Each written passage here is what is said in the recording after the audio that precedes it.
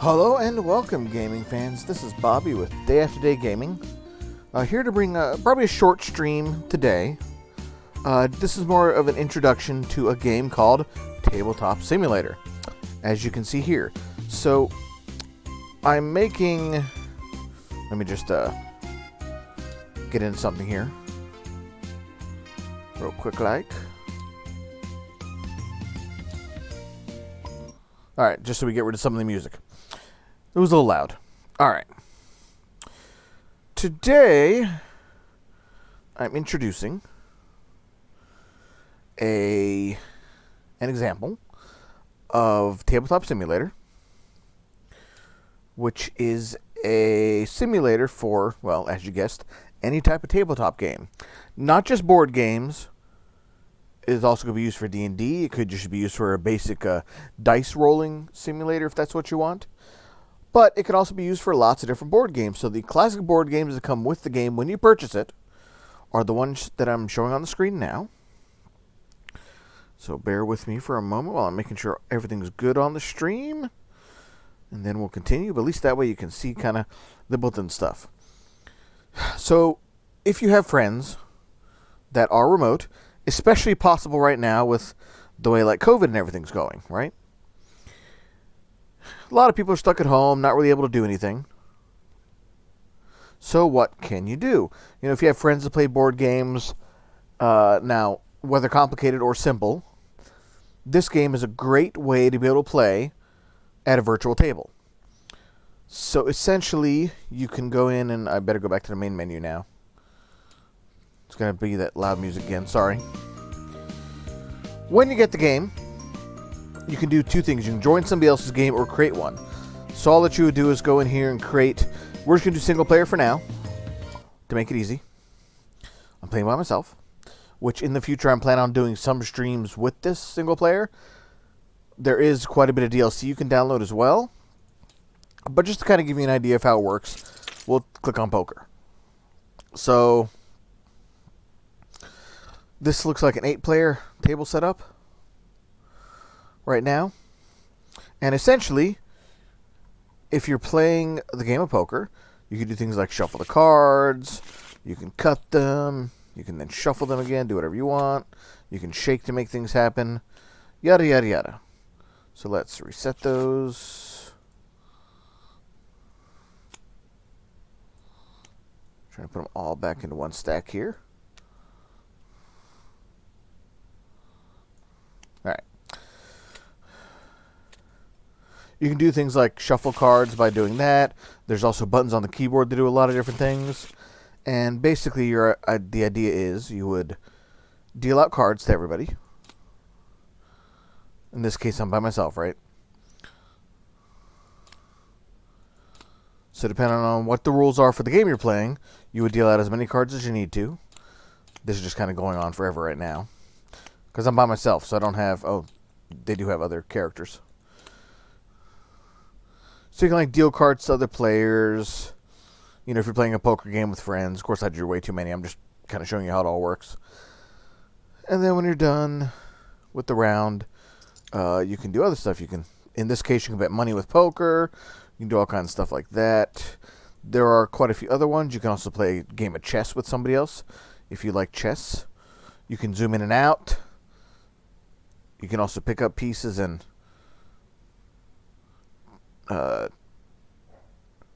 raise them, lower them, twist them. Where's my button? Sorry, I'm trying to get... You can even make them bigger, make them smaller.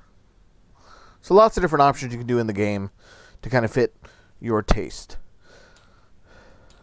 So the default things in the game, just so we can show off real quick, just so everybody gets an idea of what's in Tabletop Simulator.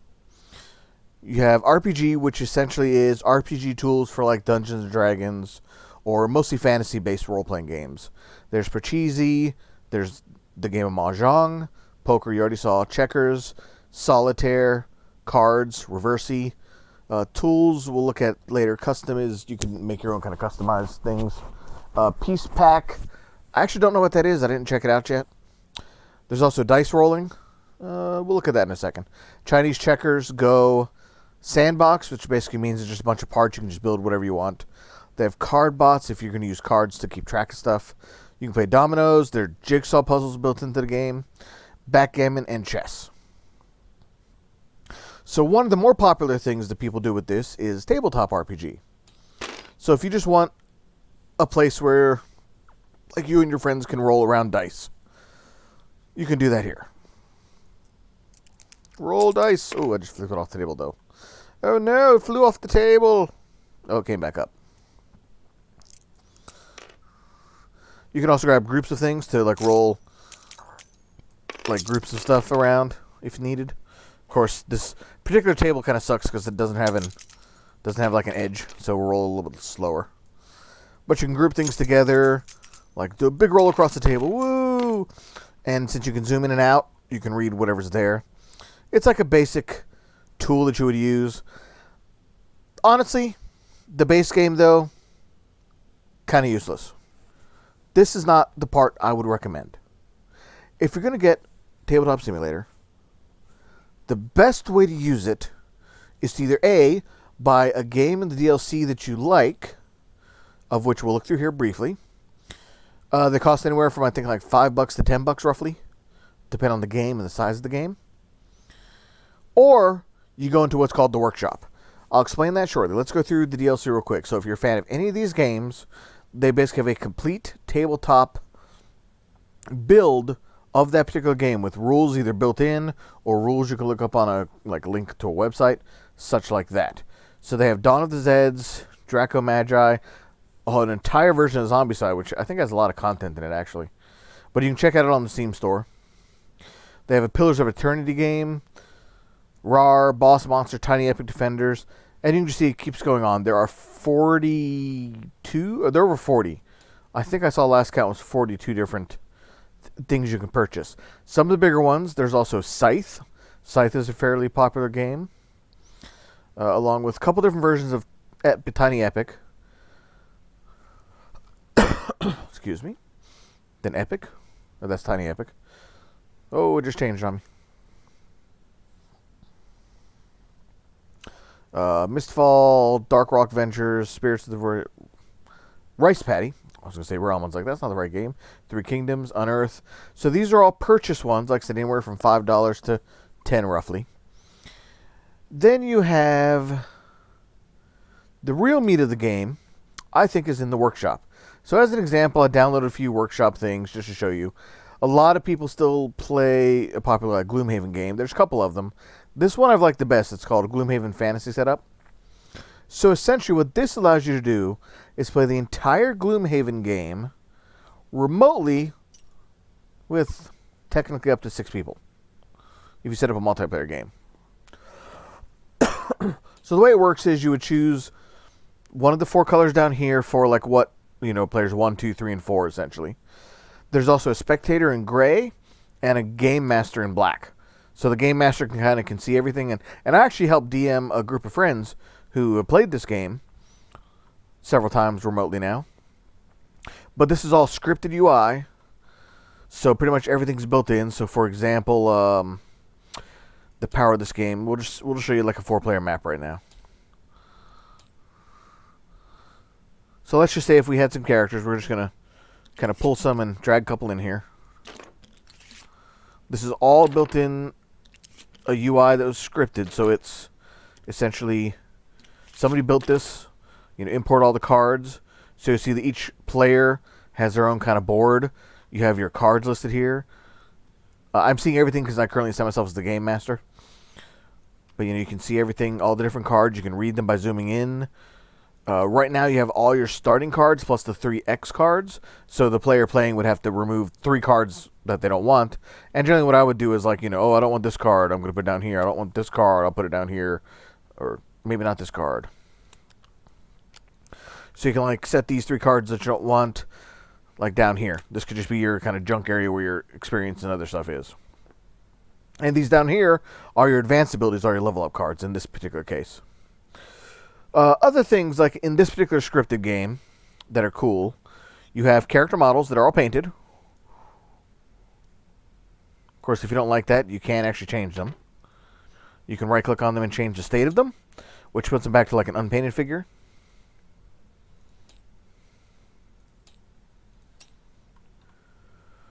They also automate a lot of stuff in this game, which is great. So for like a Prosperity 1 where your starting town is, this would essentially be all your starting items. So you can kind of grab them and, flip them over, maybe arrange them somehow so people can see what they are, and then, or just leave them here and people can come in here and like buy whatever they want. Lots of different things you can do in the game. This particular version also has the Forgotten Circles expansion, so you can actually drag out the extra character to play as. And then inside the box itself, there's still quite a bit of content still within the box that's kind of hidden. Like nope, wasn't trying to type stuff. So like a quick start guide for how to use the actual scripted UI scenario, the actual rule book out of Gloomhaven, including the scenario book, the solo scenarios, and then some opening conditions, retired cards, spoilers, a treasure deck they included in here, some counter tokens if you need them, and extra map tiles, locked characters, sealed envelopes, all kinds. So basically everything in the board game is shown here one way or another. Now, each one of these little modules was created by different people, so they're all slightly different. I would say play around with stuff, figure out what you like. Since this one's kind of been scripted. Excuse me. Just finished my drink. Might have to go get another one here in a minute. In this particular case, what you do is you base all the characters off the game scenario. So you would pick the scenario you want, how many people are in the game, which actually is set up right here. So we would just make up like blah, blah, blah, give some names, start characters, and then make them all level 1. So it'll tell you kind of what your average party level is and your scenario level. So then what we would do is we go in here and pick up a scenario, like let's just say 1, and then we create map. What I also did, I didn't show you at the time when I made the map, but I left it with hidden rooms right here. So normally the game is revealed rooms. You see all the rooms on the map, you lay out all the tiles, go like that. I like playing in hidden rooms though, because I think it's more of an adventure for people who haven't played the game to kind of leave things closed. So what you would do is you would get all your characters here, your starting areas are shown for you. You would then grab like your tiles or your characters, move them up to the spot you want, and it's all controlled manually by individual people. As you fight monsters, you actually can take off their health like that, or you can drag and that's changing elite. There was another way to do it too.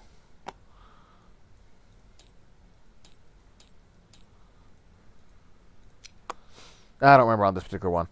But all you do is click like plus and minus as you're playing. So, you manually move stuff around the board.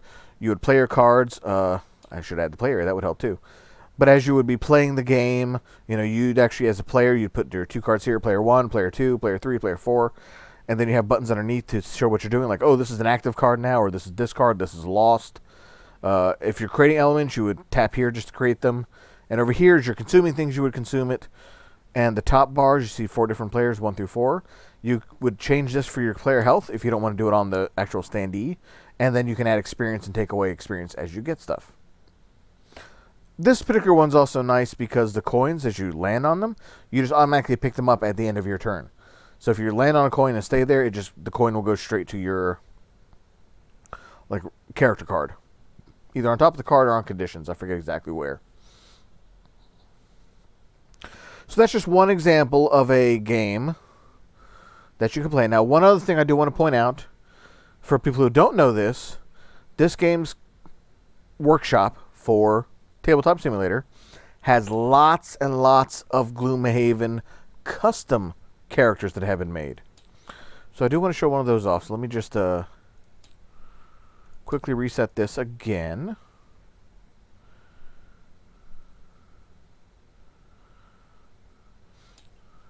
I'm just making kind of a brand new character real quick. Just want to kind of give you an idea of other things you can do with it.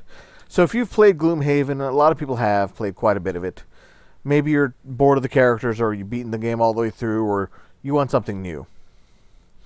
This actually has, you can see, I have 1, 2, 3, 4, 5, 6, 7, 8, 9, 10, 11, 12, 13, 14, 15, 16, 17, 18, 19, 20, like 20 some plus 24 characters or so of random custom-made classes that people have made.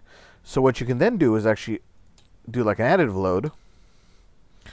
And then what we get is we get this little something in the middle, like right here. Character setup for the special character called an Aethermancer. So then what you can do is actually, that's not going to work. Kind of drag them to where you would normally have stuff in a play area. Might have to finagle with them a little bit just because they get a little bit tricky. These level 2 cards. What are these? No, these are X's.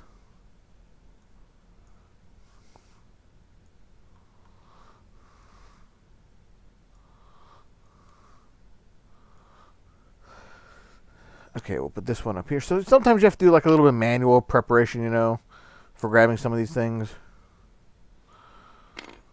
But overall, it still does a good job with most of the tools. I think that's for health or experience. Although this particular one didn't have a discard pile and doesn't actually have all the different pieces of the character. So that one may not be a good example. Let's try to find a different one that might work a little better. Some of the older characters that they made custom-wise don't quite work as well just because of the way they were created a long time ago. So some of the ones that are newer actually are scripted, so they're a little bit easier. Like this one is called the Harlequin. So all we have to do with this is you would take out the character and actually drop it right there, and now it scripts it right into place. So like I said, some are better than others, and then what you can do is you can either have it over here as like a permanent character that's unlocked, or you can actually go through the quests, because they're actually separate quests you have for unlocking the character in the full game.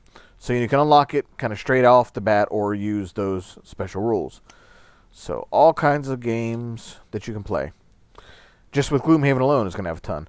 For any of those interested in seeing the new Frosthaven game that's also coming out, the developer, or one of the close friends of the developer, actually made the entire kind of intro Frosthaven set within Tabletop Simulator. So you can actually check out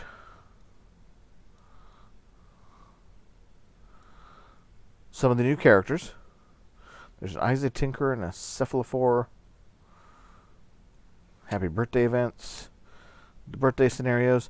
You have your Void Warden, Redguard, Hatchet, and Demolitionist from the Jaws of the Lion game coming out.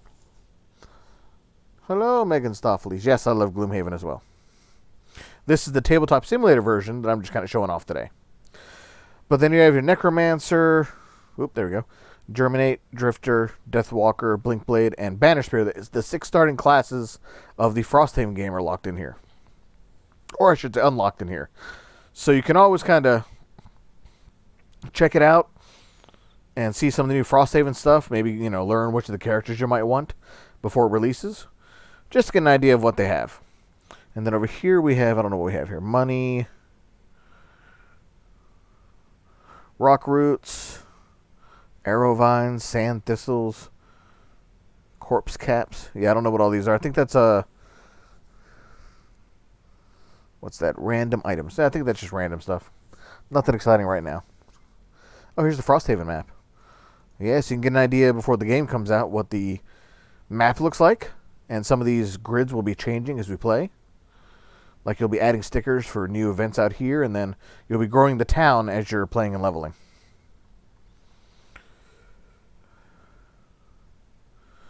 Alright, we have some reference cards. And a 60 starting crafting deck. But there are some special rules.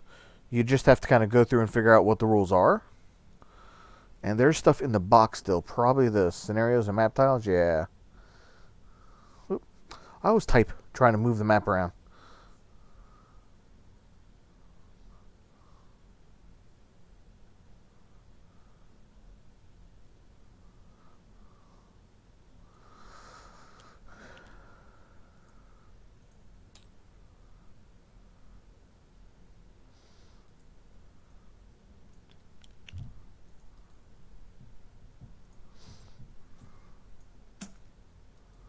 Set for planar prison.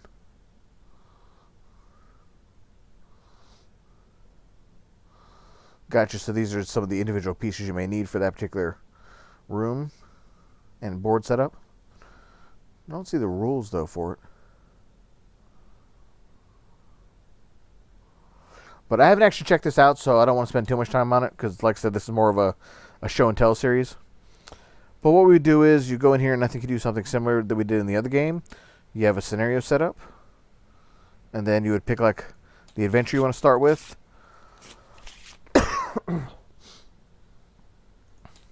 And it will lay out the starting tiles and areas. Oh, here it is. Here's the starting map. So we have that here, and that leads to this other map over here. And then we would just pick, what players you want to play as, and you can actually play. You can play the Frosthaven game remotely with other players who may want to check it out. So that's a pretty cool feature. There are also other games. There's a Full Kingdom Death monster that's been pretty popular. There's a zombie side complete, but it doesn't actually really work. It's more of a look and see what is in the game sort of thing, because there's actually a zombie side that you can buy as an add-on for $10. But they have like an Eldritch Horror complete series. That one's actually kind of neat. I was playing with some of these before the stream went live.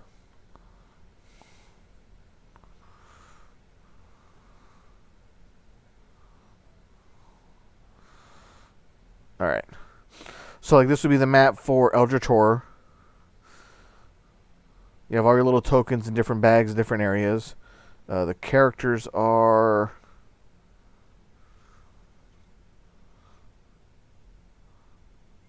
That's lead investigator. Oh, they're up here. I was like, I know they're somewhere around here. But you do the same thing in this game that you did with the other ones. You would, pick characters that you want to play as. And then wherever you're sitting, you would put them like wherever you're sitting on the board. And then you click setup, and it would give you like your starting cards and your starting equipment, your little investigator token that you can spin around. And she's going to be important. Let's make her bigger. Woo, she's huge. She can defeat any monster now. She's so large. But like I said, everything is done in the normal kind of tabletop board game style.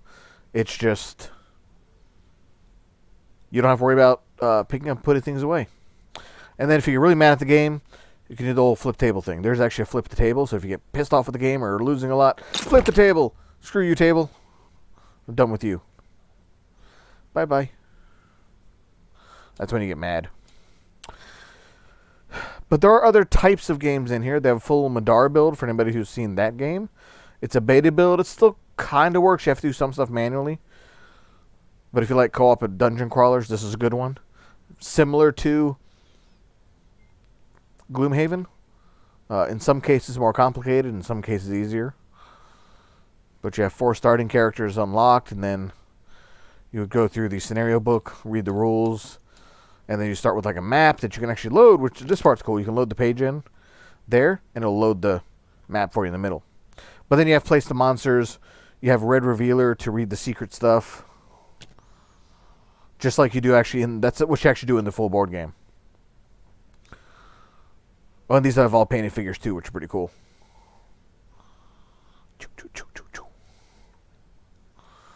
And then over here is the rule book in case you need to reference it at all. That was rude. I know. Yeah, well, just for you, flip the table again. Wow, that table didn't even really flip, did it? It just kind of broke. That was one of those big, hefty tables.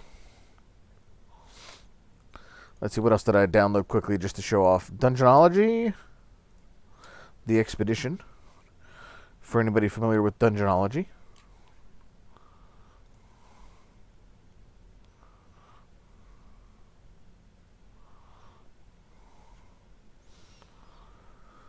That's all here. Well, same thing here. They have like the rules and some different things there. Shuffle. Draw. Draw gives it to everybody.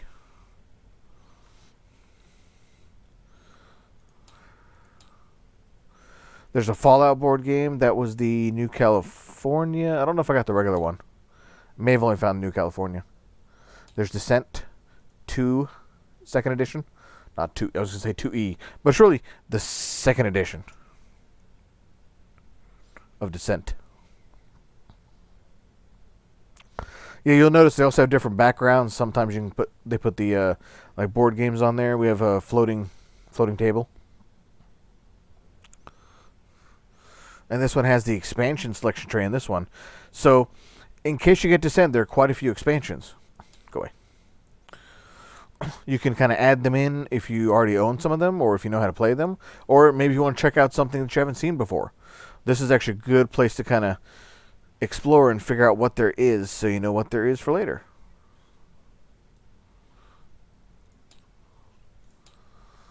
What else do we get? Monopoly Frozen, there you go. I actually downloaded that one to see how the kids game stuff would work. I was like, oh, my kids may like this. There is also a way to do a hot seat on this.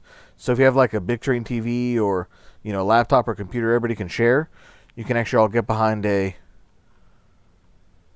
monitor and then play some, you know, kid-friendly games too. So it's not just adult games on here. Look at all the characters.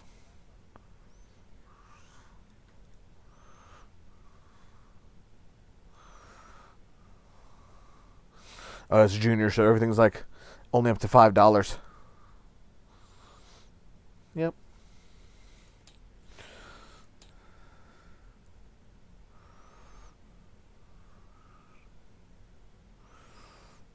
That is probably about all I downloaded for the moment. But there are like 30,000, I want to say, different things on the actual workshop. Here, I'll look. So on the workshop, there are, I don't even know, well, they have 17,000 board games and 12,000 card games, 454 dice games, and then it breaks up into other subcategories like strategy games, role-playing, original games, puzzle games, so on and so forth. So yeah, there are card games you can download, such as, here, I'll click on and look. I think they have, like Cards Against Humanity's here.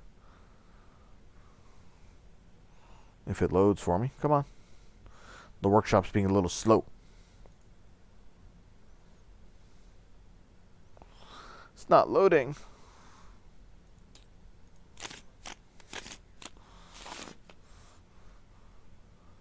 This was a Pandemic Cthulhu, I think. Why is the store broken? Workshop. Let's try that again. Card games. Want to see what's in the card games. They apparently do not want me to see what's in the card games, okay? Dice games? I might not be able to look in the workshop while I have the game open. I thought I did earlier, though. Because it's not showing me anything at the moment.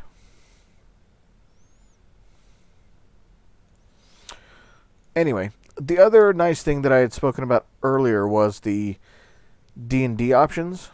RPG stuff. So for anybody who's like an aspiring game master, I did click RPG, right? I think it's taking its time. You can do it. You can do it. Maybe you can't do it. There we go. You can get models that you can like set players against to have battles with. This one's a bad example because it's literally just models and a few other things, some boxes or tiles. I guess that's for making dungeons. Yeah, it's for making like dungeon walls and tiles to make doorways and rooms. So what this is for is, this would be more like setting up a room to battle in. You could set up all the room, you know, import some characters that your players have, and then you fight against different monster types in this particular one. But they have full mapped out worlds you can have that are already built for you. So a person can actually come in here and make their own characters, because you can come and see like the different components you have. You can add stuff in here from the tile set.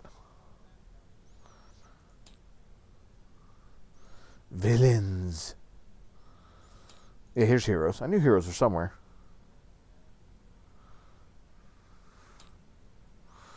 You add like a knight, a thief, a warrior. And then what you would do is you could set up like a, snap together a little dungeon that the characters would be in and save it, give it a name, and that way you can, when you get on with friends, then you can have them all join in their battle and say like, okay, here's the room with all the characters, and tell them what you're going to do. You add the dice components in. Apparently that tile just doesn't want to cooperate with me. That one's just being stupid. We're just going to ignore it for now. Forget you, tile. Oh, now it works. Components. Yeah, here's where you add dice in. Oh, you can have plastic or metal. So fancy. Add like a D20 in for later for rolling. You can add a couple if you need some. Woo!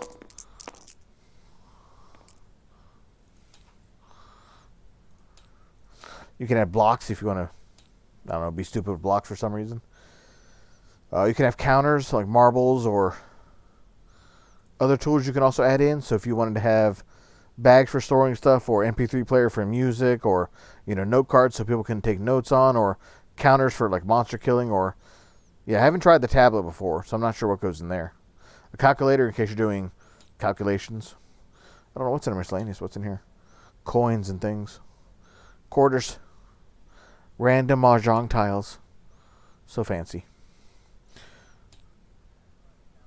I guess custom is where you add your own stuff to it, I guess. Yeah, from PDF. And then you can make custom pictures on things.